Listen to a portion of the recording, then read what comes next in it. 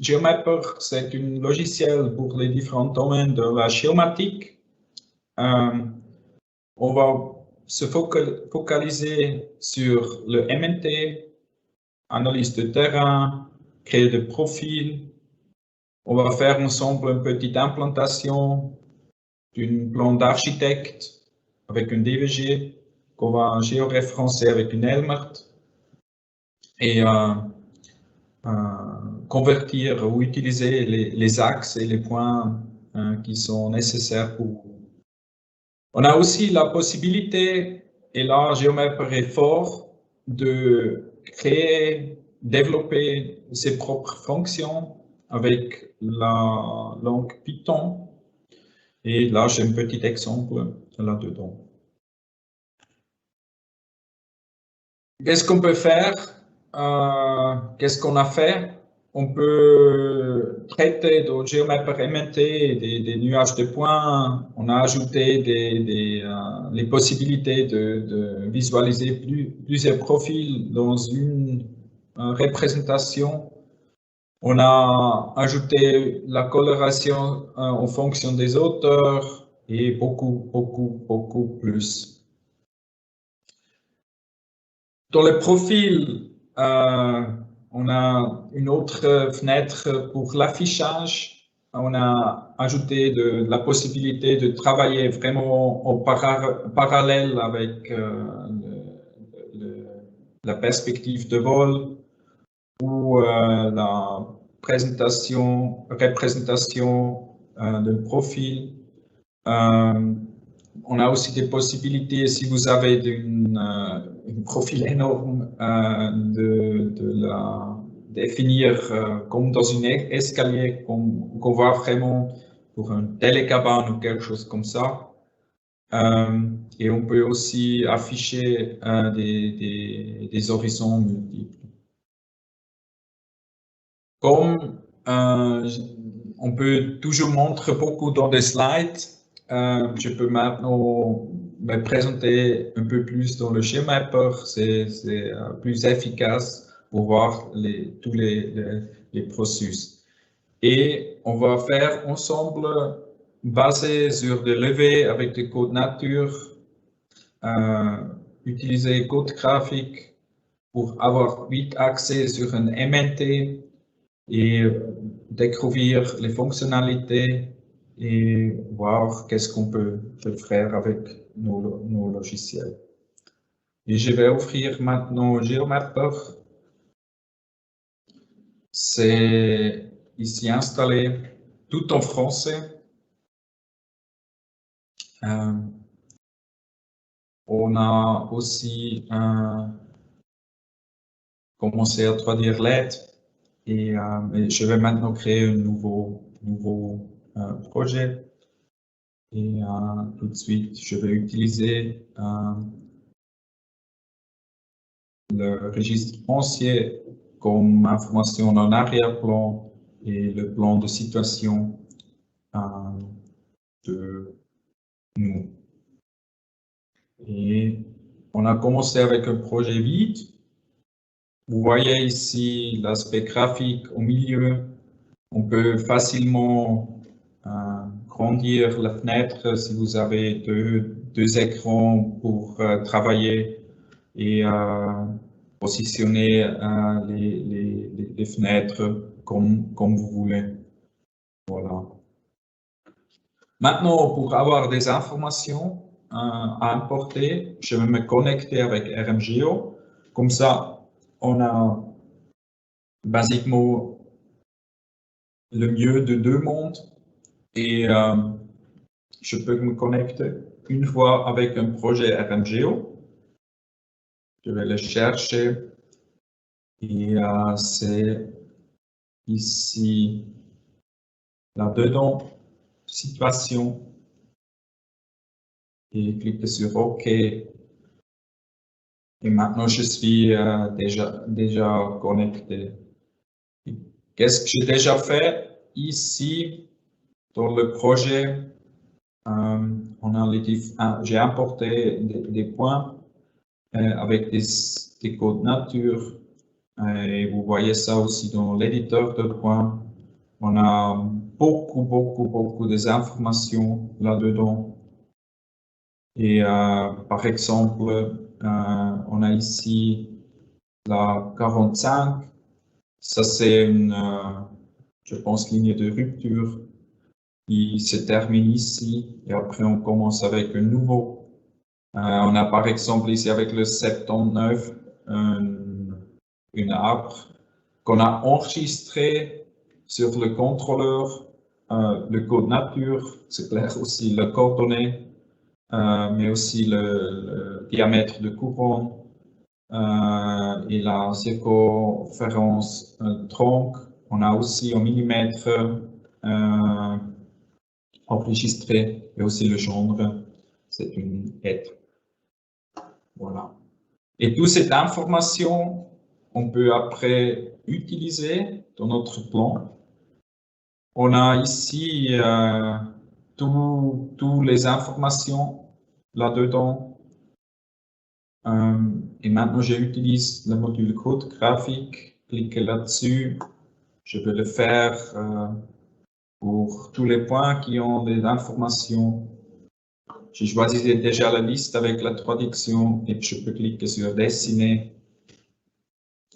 Et tout de suite, sous-entendu, vous voyez maintenant la situation, l'aspect graphique complète.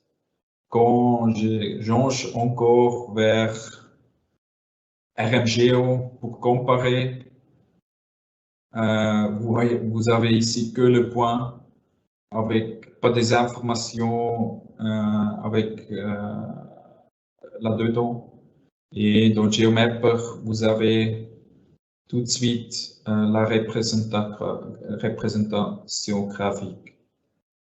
Je vais maintenant, pour la visibilité, changer l'échelle. Et vous constatez, c'est un peu plus agréable.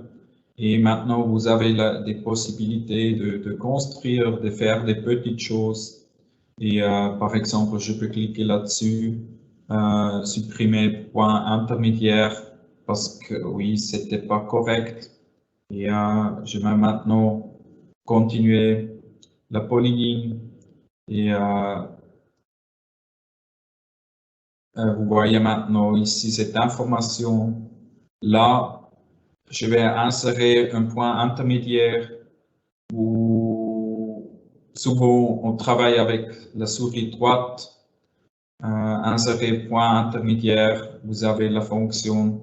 Et maintenant, on est presque terminé. Je peux aller comme ça, continuer polyligne. Et maintenant, c'est ici, ce bâtiment est fermé. Maintenant, vous pouvez certainement unir la polyligne et je peux maintenant cliquer souris droite, suivi de type. Et vous voyez tout de suite, on a ici un point, un polygone avec un bâtiment maison. Voilà. Et vous voyez ici toutes les informations aussi à la surface. Maintenant, on a la représentation en 2D. Je peux aussi activer la fenêtre 3D. Comme ça, j'ai la possibilité aussi de découvrir ce que j'ai mesuré dépendant la visibilité en 3D. Et vous constatez tout de suite que toutes les informations, tous les attributs, ici le numéro de point et l'altimétrie change l'orientation le moment qu'on je tourne l'information. J'ai beaucoup de possibilités là-dedans au niveau de représentation. Quand je clique par exemple sur cet arbre ici, on a par exemple ici l'information originale et le diamètre, je peux changer. Par exemple, je me trompe, c'est 2 mètres 5. Et vous avez constaté que le symbole était, comment dire, automatiquement changé. Vous pouvez ici aussi avoir le gendre, c'est une cerisier. Et je peux aussi dire, voilà, je vais maintenant avoir le gendre ici sur cette point aussi disponible. Et ça, c'est des possibilités qu'on a étiquetées, celui-là, ou que le gendre, ça aide aussi. Et le moment je suis content avec celui-là, la représentation, je peux cliquer sur enregistrer dans la configuration et vous avez vite constaté que cette information est disponible avec chaque point qui a cette information. Voilà. Ici, on peut aussi continuer la polyligne, par exemple, finir, c'est toujours continuer, finir, et ici, si vous réutilisez une commande, je peux cliquer là-dessus et c'est aussi vite possible. Quelquefois, on n'est pas content avec la définition de visualisation des attributs. En ce moment, je peux cliquer là-dessus, par exemple sur ce point-là, et je peux bouger les deux, ou cliquer là-dessus et j'ai une, même avec une ligne de auxiliaire, et comme ça, je peux encore bouger et laisser ça comme ça. Il existe aussi la possibilité, par exemple, de dire, voilà, étiquette, je veux repositionner les étiquettes automatiquement. Je peux sélectionner qu'est-ce que je veux faire, souris droite, finir, et maintenant tout est un peu plus libre et plus facile à lire. Maintenant, je vais cacher les étiquettes parce que j'ai pas besoin. Je peux cliquer là-dessus, masquer étiquette, souris droite, tout. Et j'ai pas besoin de gendre et numéro de point en ce moment. Cliquez là-dessus et vous voyez l'information est cachée. Voilà. Tout ça, c'est assez agréable. Je peux aussi ajouter, comme Laurent dit, des certaines informations. J'ai deux orthophotos là-dedans.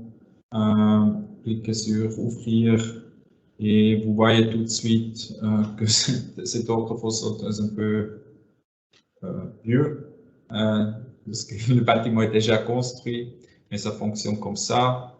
Je peux le cacher ou je peux aller dans propriété et dire dans la vue, par exemple, je vais avoir la transparence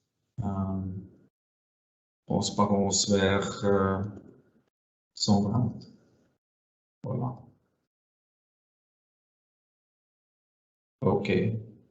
Ça, c'est aussi possible pour un BMTS ou d'autres choses, où ça peut aussi arriver que vous avez un scan, par exemple un TIFF ici ou un PDF.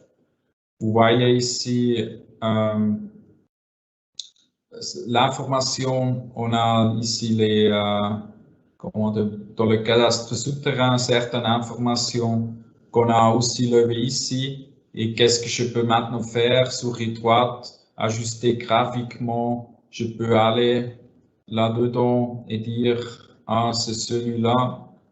Chercher le point de destination, c'est celui-là. Et deuxième, celui-là. Et c'est surtout celui-là. Et tout en haut, On a celui ici.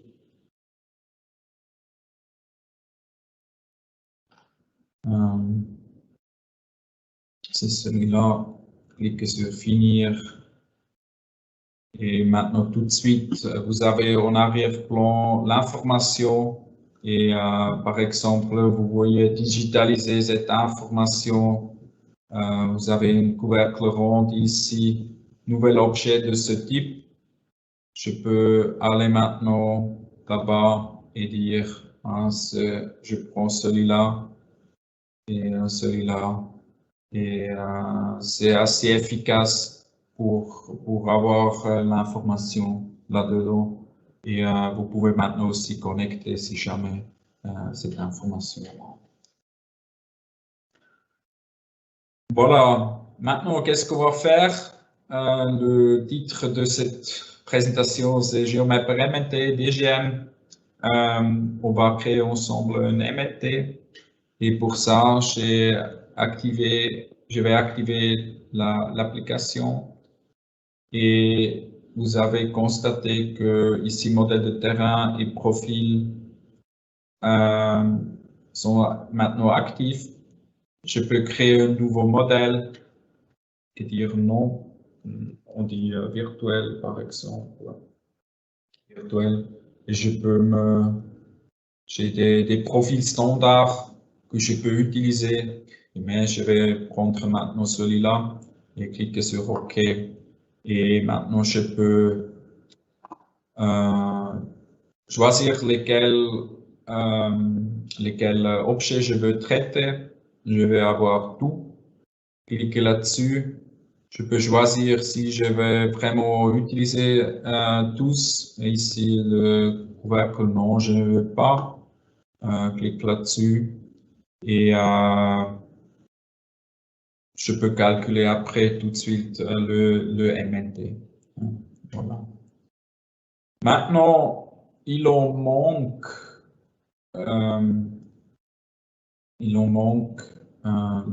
la contour de modèle. Je peux le calculer automatiquement.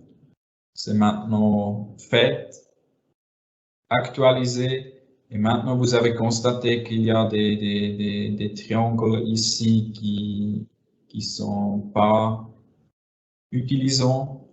Et pour ça, je peux utiliser ici la modification du contour de modèle, cliquer autour, cliquer dedans et tout de suite, c'est plus joli pour continuer le travaux. Et vous pouvez certainement continuer. Vous avez ici constaté que, oui, c'est un bâtiment. Basiquement, je dois dire, c'est un contour de modèle.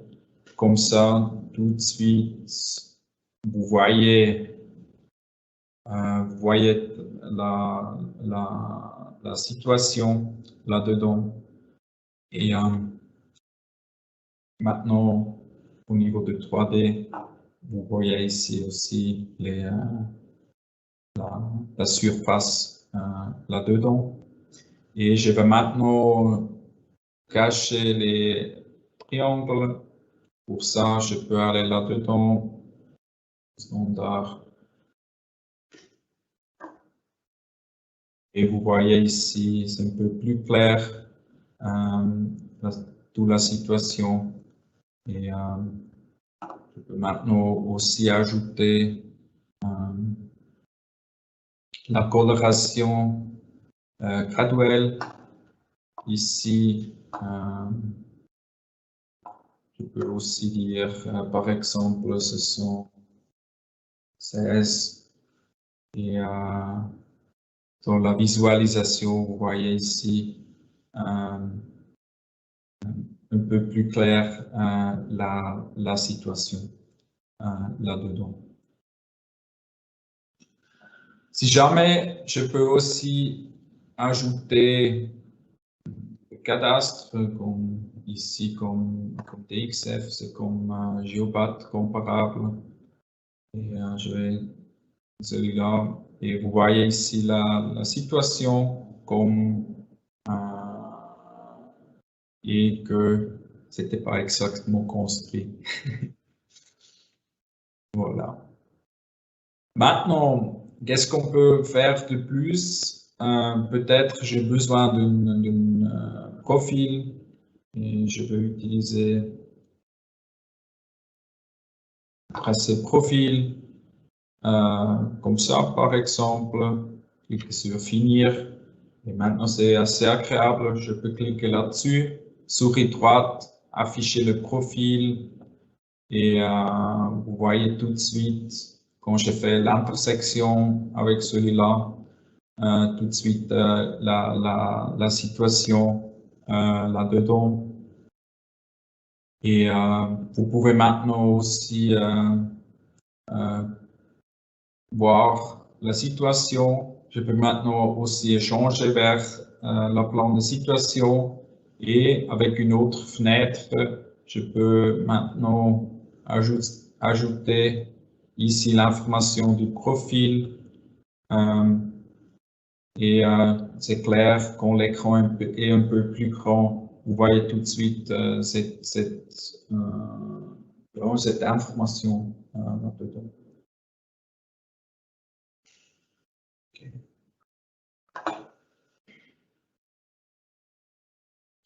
Qu'est-ce qu'on peut encore faire? Oui, on a la possibilité d'utiliser ou développer des scripts Python. Pour ça, j'ai allé sur Vue, activer le gestionnaire de scripts. C'est ici. J'ai des différentes scripts. C'est possible, par exemple, de dire maintenant je vais modifier ce script-là. Et on a environ une douzaine de scripts déjà développés de RMData qui sont disponibles gratuits. C'est aussi possible de dire à RMData, oh non, on a ici un problème, on a besoin de développement par RMData, mais comme peu à peu beaucoup de spécialistes en schématique, c'est aussi utiliser Python. On peut aussi faire les scripts ou développer vous-même. Et c'est clair, on vous supporte avec cette information. Voilà. Et le moment c'est là, je peux double-cliquer pour, par exemple, faire un escalier. Et ça commence ici par des commandes, montrer le point de la ligne de base. Et je sais ici, il existe un escalier. Ça commence ici. Et la deuxième, ça c'est la base. Et maintenant, je peux définir un point libre qui va basiquement donner un rectangle. Cliquer là-dessus. Et maintenant, je peux ajouter, indiquer le nombre de marches. Ce sont 12. Cliquez sur OK. Et tout de suite, vous avez l'escalier là. Et vous pouvez maintenant, vous avez amélioré le plan de situation. Voilà. Oui, je peux annuler, cliquer de nouveau, escalier, ligne basse, deuxième point, troisième point. Et vous pouvez aussi jouer avec le nombre, c'est clair. Et maintenant, on utilise le 10 pour cette représentation. C'est clair après, c'est comme Laurent déjà montré, je peux aller créer son layout comme vous voulez avec les les différentes représentations. Par exemple, ici, A4. Clique là-dessus. C'est un peu plus petit, trop petit, mais c'est seulement pour vous donner une impression. Qu'est-ce qu'on peut faire? Ici, on peut ajouter l'échelle, aussi la date, les informations. Et après celui-là, je peux tout de suite l'imprimer. Voilà. Et après, j'ai des autres possibilités. Et je peux fermer ici l'éditeur de script. Je n'en ai pas besoin de celui-là. Et je peux aussi exporter le MNT. Et ça, c'est surtout intéressant parce que de plus en plus, on a eu des souhaits d'exporter le MNT vers un fichier LandXML. Comme ça, les architectes peuvent plus facile traiter les données dans leur logiciel, où c'est clair, on a des autres possibilités, le DVG ou DXF comme standard. Voilà, on laisse ça pour le moment. Ça c'est un peu était le GeoMapper MNT. Basé sur le code nature, basé sur vos codes nature, on peut vite dessiner le plan de situation, corriger, optimiser, modifier, comme vous voulez, ajouter avec des scripts, des petites fonctions, des constructions très faciles. Mais c'est aussi possible ici, par exemple, si vous avez un mute, par exemple, pour trouver des trous entre les surfaces ou pour voir si tous par exemple, attributs obligatoires sont mis.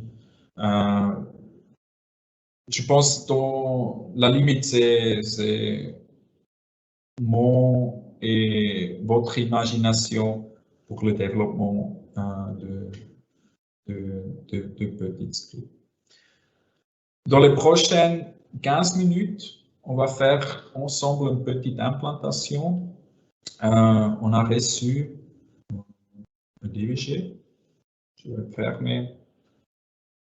On a reçu un DVG d'un architecte ici. Et j'ai déjà préparé, importé les limites du GeoBat. Et on est maintenant là, prêt pour faire la géoréférenciation.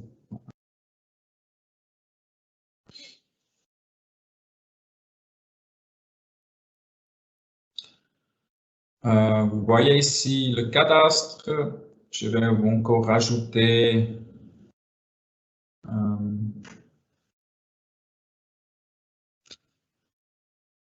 voilà, c'est bien. OK, vous voyez ici le cadastre et je vais maintenant ajouter ce DVG dedans. Et vous voyez ici l'information, paramètres de fichier. J'ai besoin d'une autre configuration de situation. Voilà. OK.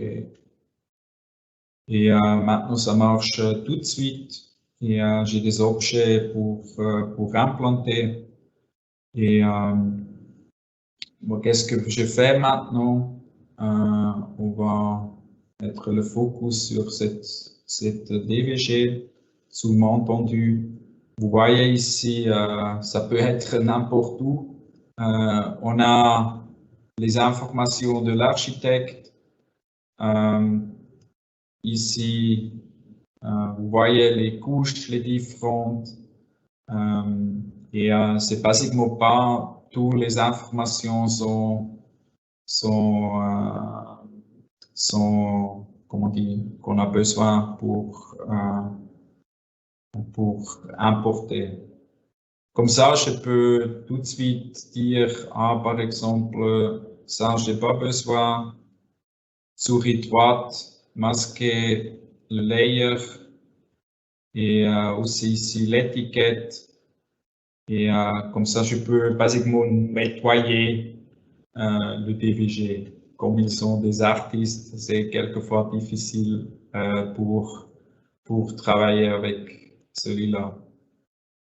Maintenant, je sais ici, ça c'est l'endroit où dois faire la géoréférenciation.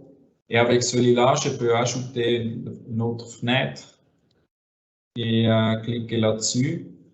Et vous avez basiquement la représentation identique, mais j'ai ici besoin de celui-là. Et comme ça, je peux assez vite faire la géoréférenciation avec ce point-là.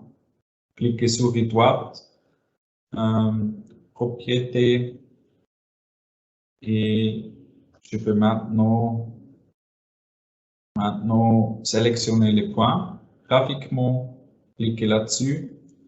Ancien point, c'est par exemple celui-là. Vous avez aussi les outils d'accrochage et ce point-là. Vous voyez maintenant, on a seulement la translation. Cliquez là-dessus. Deuxième point, c'est par exemple celui-là. On a ce point-là. On a une rotation là-dedans, translation, et pour le contrôle, je vais utiliser une troisième. Et voilà, ça joue. Ici, je peux aussi activer et désactiver. Ça peut quelquefois arriver, c'est pas métrique, c'est centimètres ou millimètres. Cliquez sur terminer. Et qu'est-ce qui se passe? Je peux aller là-dedans et j'ai maintenant les informations là-dedans. Je vais maintenant ajouter une autre configuration pour moi.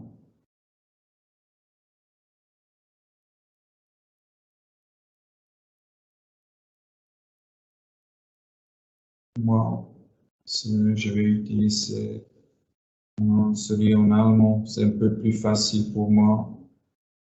Et je peux l'utiliser maintenant et voir. J'ai besoin des points. Par exemple, ici, j'ai besoin de cette information-là. Je peux cliquer, masquer tous les autres layers et je vais maintenant aller sur un point d'implantation. Cliquer sur insérer ça automatiquement sur cet objet DVG. Cliquez ici là-dessus. Je peux dire maintenant, je veux commencer avec son et cliquer là-dessus. Et maintenant, il est encore un filtre actif qui a caché quelques informations. Et vous voyez maintenant ces points-là. Et je vais maintenant effacer ce point qu'on n'a pas besoin. Je fais ici une et je peux le cacher tout de suite. Je n'ai pas besoin et maintenant ça marche aussi avec l'autre configuration. Comme ça, c'est un peu plus agréable pour vous. Et vous avez maintenant caché toutes les informations et je peux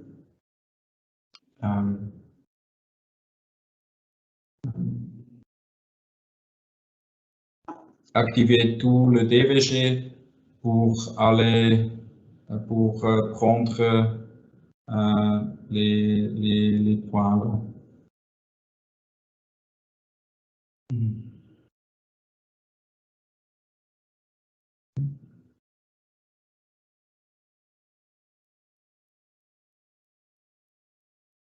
Voilà. Maintenant, nous sommes complets et je peux aller dire maintenant chercher les axes et convertir. Et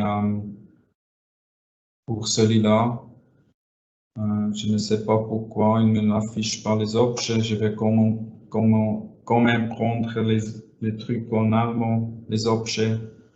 Et je peux maintenant aller, par exemple, aller sur axe. Et je peux dire convertir les axes que j'ai besoin. Celui-là par exemple, ou ce 4-là, et que sur finir. Et j'ai maintenant les axes disponibles. J'ai aussi la possibilité, si j'ai besoin pour des points d'intersection, de cliquer là-dessus. Et vous avez après tout de suite les informations prêtes. Ici, je peux aussi de nouveau activer les points que je vais aller implanter. J'ai aussi la possibilité de dire insérer automatiquement sur une ligne, de dire sur ces 4 points lignes, j'ai aussi besoin des points là et je peux naturellement changer l'échelle. Voilà. Maintenant ici, j'ai les points avec certaines informations pour aller implanter. C'est clair, j'ai différentes possibilités de dire maintenant fichier export manager, cliquer sur DVG et je peux sélectionner dans le graphique qu'est-ce que je veux avoir exporté, cliquer sur finir et je peux aller dire construction export et cliquer sur terminer. Et avec ce DVG, on peut le copier directement sur le contrôleur Trimble ou Leica et je peux activer tout de suite l'implantation, y compris les points fixes. C'est aussi possible d'exporter une liste avec les points, le fichier CSV, et où je peux me connecter avec RMGO si jamais et directement écrire un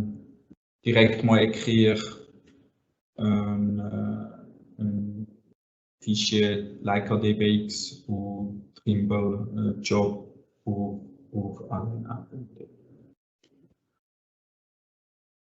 Je suis un peu avant le temps. Quand même, je demande s'il y a déjà des questions. Merci Christophe. Alors, j'ai 2 questions. Une qui concerne les MNT. On a vu qu'on pouvait créer des MNT avec des informations qui étaient connues en coordonnées X, Y, Z. Est-ce qu'on peut aussi apporter des nuages de points et créer des... Oui, ça c'est pas montré, mais on peut importer des fichiers, des nuages de points X, Y, Z. On peut le nettoyer, couper si jamais, mais c'est clairement c'est limité à un certain nombre de points. Pour ça, il existe nos logiciels 3D Works que Mitu va bientôt présenter. Voilà. Merci. Et puis, deuxième concerne les scripts Python. Est-ce que la personne demande, elle a entendu qu'on pouvait adapter avec des projets, des adaptations en fonction des besoins, mais est-ce qu'il y a des formations qui sont offertes aussi par RM Data ou bien c'est pas forcément? Oui, c'est clairement c'est comment on dit, l'avantage d'RM Data. On va supporter nos clients. On donne des formations, nos spécialistes de développement donnent des formations pour la langue Python, mais c'est pas seulement que la langue, c'est aussi l'intégration avec le syntaxe de GeoMapper qu'on doit aussi, qu'on peut aussi apprendre. Voilà. Et si jamais, si vous n'avez pas de temps pour développer quelque chose vous-même, on peut toujours engager RM Data pour avoir un script propre pour le bureau. Voilà.